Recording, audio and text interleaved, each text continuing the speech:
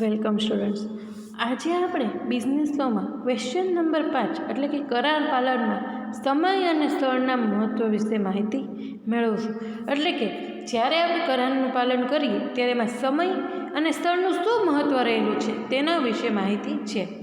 તો કે કરાર પાલન ક્યારે અને કઈ સ્થળે કરવું જોઈએ તે અંગે કરારની કલમ 46 થી 50માં નીચેની જોગવાઈઓ કરવામાં આવેલી છે. એટલે કે કરારનું પાલન આપણે કયા સ્થળે કરવું, ક્યારે કરવું એની માહિતી આપણને કલમ 46 થી 50માં આપેલી છે. તો સૌથી પહેલાં 46 અનુસાર આપણને એવું કહે છે કે વચન મેળવનારે વચન પાલન માટે માંગણી કરવાની ન હોય અને સમય અદૃષ્ટ હોય ત્યારે, એટલે કે જે વચન મેળવનાર છે એને વચન પાલન માટે ક્યારેય માંગણી ન કરવાની હોય અને સમય અનિશ્ચિત હોય એટલે કે અદૃષ્ટ હોય ત્યારે. તો એ ક્યાંમાં દર્શાવ્યું છે? કલમ 46માં.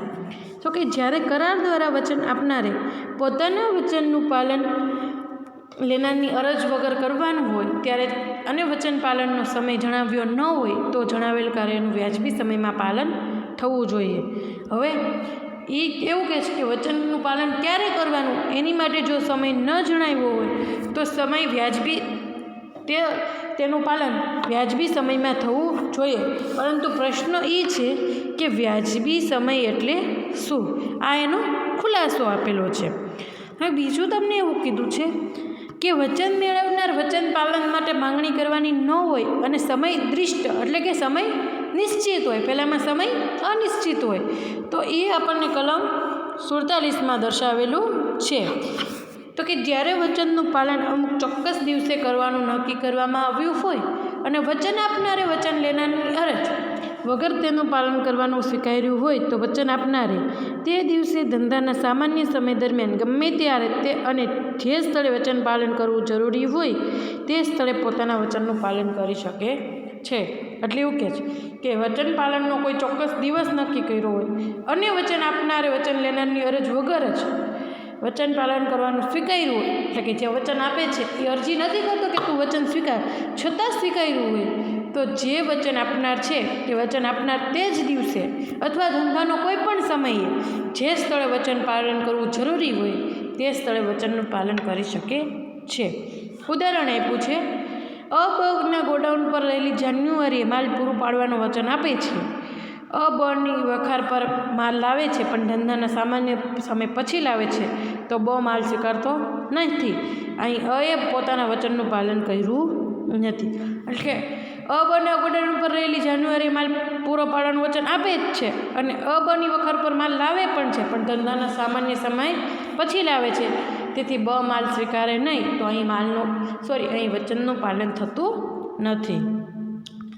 પછી ત્રીજું છે, વચન મેળવનારે માંગણી કરવાની અને સમય દૃષ્ટ હોય, એટલે કે જે વચન મેળવનાર છે એ વચનની માંગણી પણ કરે છે અને સમય કેવો હોય? નક્કી કરેલો દૃષ્ટ હોય. તો કલમ 48 અનુસાર તો જ્યારે વચનનું પાલન અમુક ચોક્કસ દિવસે કરવાનું હોય પરંતુ વચન લેનારની અરજ વગર વચનનું પાલન કરવાનું તેણે સ્વીકાર્યું ન હોય તો ધંધાના સ્થળે ધંધાના સામાન્ય દરમિયાન વચન પાલન માટે વચન આપનાર પાસે અરજ કરવાની, વચન લેવાની ફરજ છે. એટલે કે હવે એ વચનની અરજી મેળવ્યા વગર વચન સ્વીકારે નહીં. કેમ? તો કે વચનની માંગણી કરવાની છે. તો જો ધંધાના સામાન્ય સમય દરમિયાન વચન પાલન માટે જે વચન આપનાર છે એ વચન મેળવનાર પાસેથી અરજ કરાવે અને વચન લેનારની ફરજ બને છે. અહીં પણ યોગ્ય સ્થળ, સમય અને સ્થળ શું એ પ્રશ્ન રહેલો છે. ચોથું છે, વચન મેળવનારે વચન પાલનની માંગણી કરવાની ન હોય અને સ્થળ મુકર કરેલું ન હોય ત્યારે તો કઈ કોલમ? તો કે 49. એટલે કે જ્યારે વચનનું પાલન વચન લેનારની અરજ વગર કરવાનું હોય અને વચન પાલન માટે સ્થળ નક્કી કરવામાં આવ્યું ન હોય તો વચન આપનારની ફરજ છે કે સ્થળ નક્કી કરે. એટલે કે હવે વચન લેનારને આપણે કોઈ પણ પ્રકારની અરજી ન કરીએ અને વચન પાલન માટે સ્થળ પણ નક્કી ન કર્યું હોય તો સૌથી પહેલાં વચન પાલનની એ ફરજ છે કે વચન પાલન માટે યોગ્ય સ્થળ નક્કી કરવું જોઈએ. તો જ આપણે સ્થળના નક્કી દ્વારા વચનનું પાલન કરાવી શકીએ. ઉદાહરણ છે, અમુક ચોક્કસ દિવસે બને 1000 મણ શણ પૂરું પાડવાનું માથે લીધું. એટલે એવું કીધું કે એક દિવસે બને 1000 મણ શણ પૂરું પાડશે, પરંતુ અહીં માલ લેવા માટેનું કોઈ યોગ્ય સ્થળ નક્કી નથી, તેથી એ બંને અરજ કરવી જોઈએ કે તે માલ તેને ક્યાં આપવો એ સ્થળ નક્કી કરે. પછી છે વચન પાલનની રીતે સમય વચન મેળવનાર નક્કી કરેલા હોય ત્યારે કલમ 50 અનુસાર, એટલે કે 50 અનુસાર એવું કહે છે કે વચન લેનાર નક્કી કરે કે મંજૂર કરે તેવી રીતે સમય વચન આપનારે પોતાના વચનનું પાલન કરી શકવું જોઈએ. એટલે કે જે સમય આપ્યો હોય એ જ સમય દરમિયાન તે વચનનું પાલન કરાવવું જોઈએ. આમ જો વચન લેનારની ઈચ્છા મુજબ અમુક સમયે કે અમુક રીતે વચન પાલન કરવામાં આવે તો વચન આપનારે પોતાની ફરજ બજાવે તેમ ગણાય. ઉદાહરણ આપ્યું છે, બએ અને 1000 રૂપિયા ચૂકવવાના છે. અની ઈચ્છા એવી છે કે બએ નાણાં અના બેન્કર પાસે જમા કરાવવા, બનું ખાતું પણ ક પાસે છે. હવે અની ઈચ્છા મુજબ પોતાના બેન્કર કને જણાવે છે કે તેણે આ રકમ પોતાના ખાતામાંથી કના ખાતામાં જમા કરવી. ક આ પ્રમાણે કરે પણ છે. ત્યાર પછી અને વાતની ખબર પડે કે ક નાદાર થાય તો અહીં બની જવાબદારી રહેતી નથી, કારણ કે અની ઈચ્છા મુજબ નાણાં ચૂકવી દીધા છે. એટલે એવું કહે છે બ ક 3 વ્યક્તિ છે. હવે બએ અને 1000 રૂપિયા ચૂકવવાના છે, એટલે કે બીજા નંબરનો જે વ્યક્તિ છે એણે એટલે કે પહેલા નંબરના વ્યક્તિને 1000 ચૂકવવાના. હવે એવું કહે છે કે એ પોતાના નાણાં, એટલે કે બ વ્યક્તિ જે છે એ અના નાણાં અનો બેન્કર જે ક છે એ કને ચૂકવી દે. હવે બ એવું જ કરે છે કે બ અના નાણાં કને જમા કરાવે છે, પરંતુ થોડા દિવસ પછી ક નાદાર થાય છે તો બની જવાબદારી રહેતી નથી. કેમ? તો કે અની ઈચ્છા હતી એટલે બએ એના નાણાં કને આપ્યા. એટલે બએ તો પોતાની જવાબદારી પ્રમાણે નાણાં ચૂકવી જ દીધા છે, એટલે હવે બની કોઈ જવાબદારી રહેતી નથી. હવે છે સમય કરારનું આવશ્યક તત્વ હોય ત્યારે. હવે સમય કરારનું આવશ્યક તત્વ ક્યારે હોય? તો કે કેટલાક કરારોમાં વચન પાલનનો સમય નક્કી કરવામાં આવે છે અને સમયને કરારનું મહત્ત્વનું અંગ ગણવામાં આવે છે. આ સંજોગોમાં જો નક્કી કરેલ સમયે વચનનું પાલન ન થાય તો સામા પક્ષકાર કરાર રદ કરી શકે છે અને પોતાને થયેલ નુકસાન વળતર માટે પણ માંગણી કરી શકે છે. એટલે એવું કહે છે કે કેટલાક કરારોમાં વચન પાલનનો સમય નક્કી હોય છે અને એ જ સમય કરારનું પાલન થાય એ મહત્ત્વનું નક્કી કરવામાં આવે છે. પરંતુ જો આ સમયે વચનનું પાલન ન થાય તો સામો પક્ષકાર એનું રદ પણ કરી શકે છે અને નુકસાન વળતર પણ માંગી શકે છે.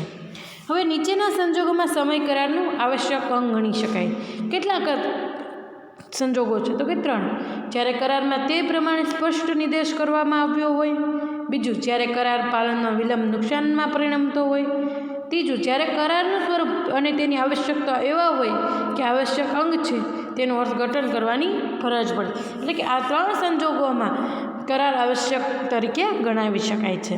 અનેક શ્રેણીબદ્ધ કિસ્સાઓમાં એમ ઠરાવવામાં આવ્યું છે કે વેપાર વાણિજ્યના કરારોમાં માલ સોંપવાનો સમય એ આ કરારનો આવશ્યક અંગ છે, પરંતુ કિંમત ચૂકવવાનો સમય એ કરારનું આવશ્યક અંગ નથી. કરાર ધારાની કલમ 55માં આ બધા માટે કેટલીક જોગવાઈઓ આપી છે જે નીચે મુજબ આપણને દર્શાવેલી છે.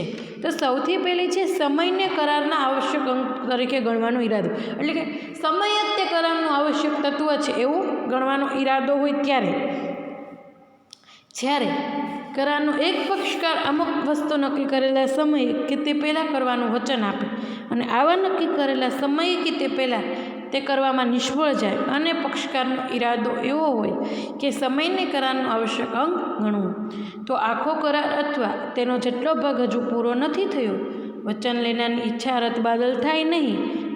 અહીં મહત્ત્વનો મુદ્દો છે કે કરારમાં અમુક તારીખે વચનનું પાલન કરવું જોઈએ એમ જણાવવામાં આવે એટલા માત્રથી જ જે કરારમાં સમયનું મહત્ત્વનો અંગ ગણાતો નથી, પરંતુ પક્ષકારનો ઈરાદો એવો હોવો જોઈએ કે સમયનું મહત્ત્વનું અંગ છે તો આ જોગવાઈ લાગુ પડશે. એટલે એવું કે કરારમાં આપણે સમયને આવશ્યક તત્વ ગણી નાખીએ અને કરારમાં આપણે કહી દઈએ કે આ સમય દરમિયાન પાલન થવું જોઈએ, પરંતુ પક્ષકારનો એવો ઈરાદો ન હોય તો એને આપણે મહત્ત્વનું ગણાવી શકીએ નહીં. પરંતુ જો પક્ષકારનો જ ઈરાદો હોવો જોઈએ કે સમય એક મહત્ત્વનું અંગ છે તો તેમાં આપણે આ જોગવાઈ લાગુ પાડી શકીએ છીએ.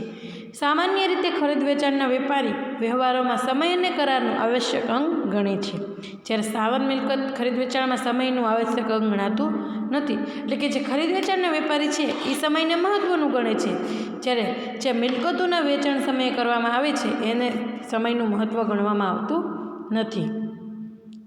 જે કરારમાં સમય કરારનો આવશ્યક અંગ હોય તેમાં વચન પાલનનો સમય બંને પક્ષકારોની સંમતિ લંબાવી શકાય અને આ જોગવાઈ લાગુ પાડી શકાય. એટલે કે જ્યાં કરારમાં સમયનું મહત્ત્વ હોય ત્યાં બંને પક્ષકારોની સંમતિથી કરાર લંબાવી પણ શકાય અને એની ત્યાં જોગવાઈ પણ લાગુ પાડી શકાય. પરંતુ વચન લેનારે પોતે સમય લંબાવે તો કરાર રદ કરવાનો હક પોતે ગુમાવે છે. પરંતુ જે વચન લેનાર છે એ પોતાનો સમય લંબાવે તો એ જે કરાર રદ કરવાનો એની પાસે હક હોય એ પોતે ગુમાવે છે. બીજું છે સમયને કરારનો આવશ્યક અંગ ન ગણવાનો ઈરાદો. બીજું એવું કહે છે કે સમયને આવશ્યક ગણવાનો નહીં. જ્યારે પણ પક્ષકારનો ઈરાદો સમયને કરારનું આવશ્યક અંગ ગણવાનો ન હોય ત્યારે નક્કી કરેલ સમય કે તે પહેલાં વચનનું વચન પાલન કરવાની એક પક્ષની નિષ્ફળતાથી કરાર રદબાતલ થવા પાત્ર બનતા નથી. પરંતુ સામા પક્ષની આવી નિષ્ફળતાથી પોતાને થયેલું નુકસાન વસૂલ કરવા તે અંગેનો હક મેળવે છે. એટલે કે સમયને આપણે નો આવશ્યક ગણીએ, પરંતુ જો સામા પક્ષ તરફથી કોઈ નિષ્ફળતા જાય કે પોતાને થયેલું નુકસાન થાય તે પોતે મેળવવાનો હક ધરાવે છે.